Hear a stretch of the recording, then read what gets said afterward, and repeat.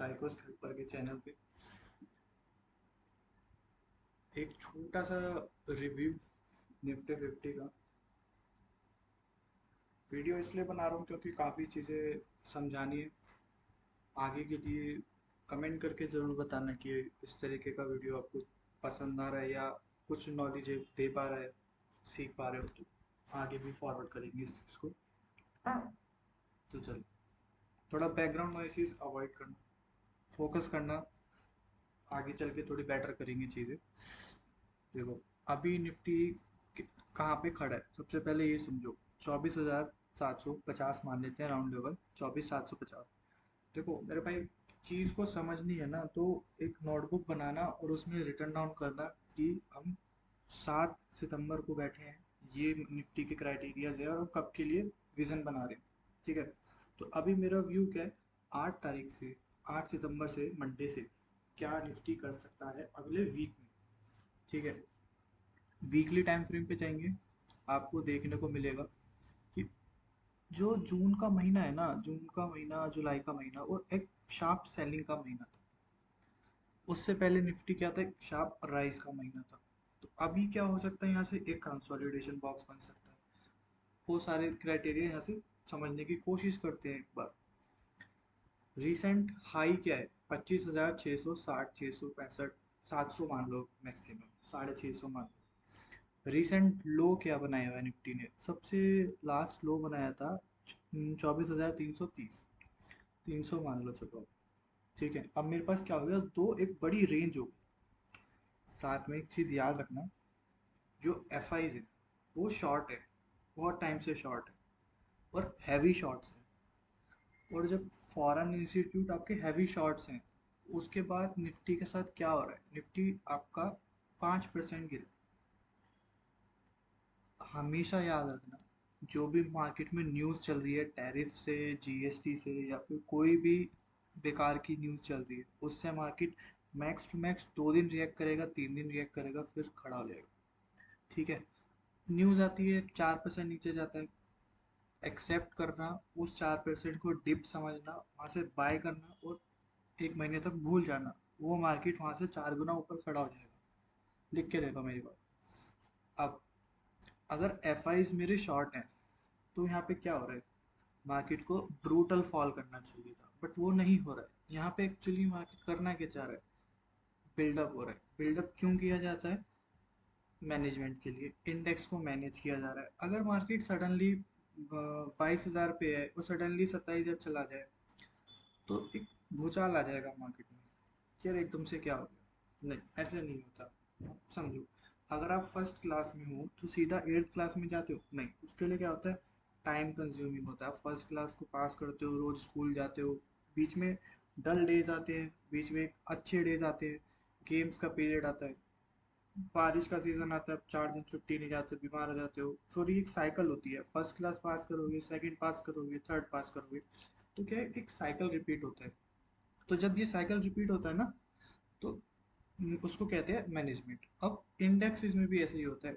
एक bull run आया, bull run आने के बाद क्या हुआ, मार्केट साइडवेज जोन में चला गया। साइडवेज जोन में क्या चला गया, ताकि उसमें एब्जॉर्प्शन ले सके, एक स्प्रिंग आ जाए, लिक्विडिटी आ जाए, फंड फ्लो बढ़ जाए, जितने भी लोग नीचे से लॉन्ग थे उनकी प्रॉफिट बुकिंग आ जाए, उनके पास री इन्वेस्ट करने के लिए पैसा आ जाए। एक मैनेजमेंट चल रहा है।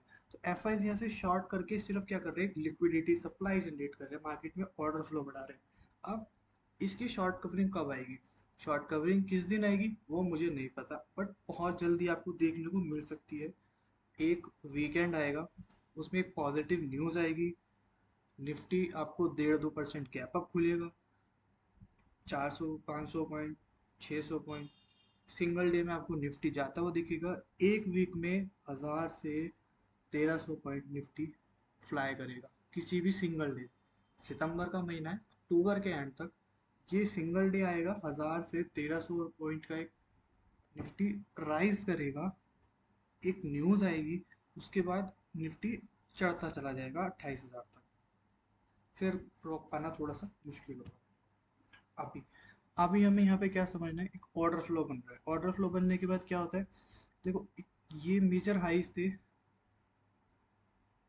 लगभग लगभग उस हाई का रिस्पेक्ट करके मार्केट अभी भी क्या कर रहा है, सप्लाई बिल्डअप कर रहा है।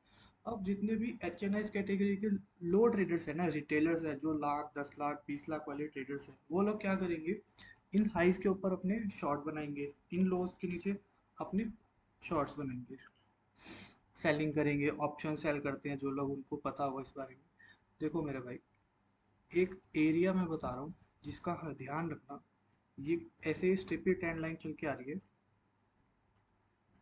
एक सेकेंड, इसको थोड़ा सा करेक्ट करते हैं।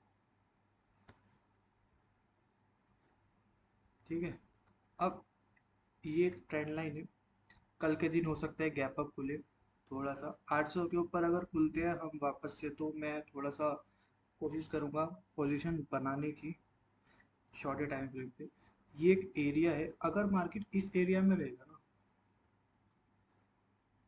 इस एरिया में रहेगा, तो आपके लिए कुछ भी करने की जरूरत नहीं है, आप शांति से बैठना, और फिर जब यहाँ से आएगा ना, फटेगा, ये होगी शॉर्ट कवरिंग लेवल। और इस टाइम पे आएगी एक अच्छी न्यूज़, जब सब लोगों को लगेगा कि मार्केट अभी डाउन ट्रेंड में आ चुका है, बेरिश हो चुका है, साइडवेज हो चुका है, सडनली एक बुलिशनेस आएगी, उसके बाद मार्केट रॉकेट हो जाएगा। अब ये तो हो गई बड़े टाइम फ्रेम की बात। अगर मैं बात करूं कि भैया अगले हफ्ते क्या करना है, आवरली टाइम फ्रेम खोलते हैं।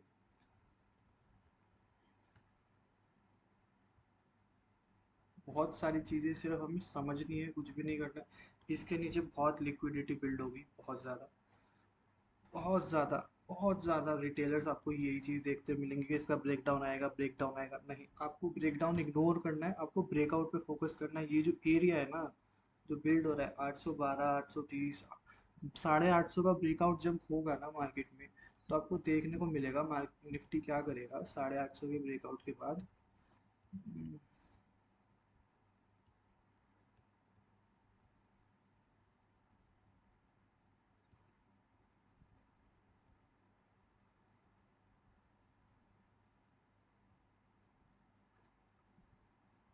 ये एरिया है 25 है, 850 का ब्रेकआउट आपको कहाँ पे लेके जाएगा, सीधा 25,000 के आसपास। अगर 25,000 का ब्रेकआउट आता है रिसेंट इस वीक में, करंट जो वीक चलेगा 8 तारीख से जो नया वीक चलेगा, तो आप मोमेंटम के लिए तैयार रहना।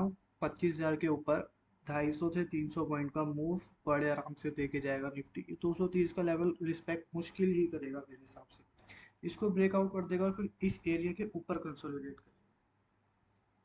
अगर ये एनालिसिस आपको पसंद आया हो, समझ में आया हो कि क्या हो रहा है, क्योंकि अभी आप रिसेंट देखो, प्राइस क्या है, स्लाइटली बेरिश है, स्लाइटली बेरिश है।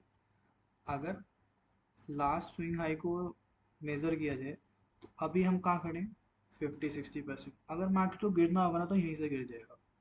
लेकिन अगर क्या होगा, ये जो लेवल है 860 का, जो मैं आपको एरिया बता रहा हूँ, अगर इस एरिया का ब्रेकआउट ऊपर की साइड हो गया ना, तो मार्केट यहाँ से नहीं गिरेगा, फिर होल्ड करना थोड़ा सा मुश्किल हो जाएगा।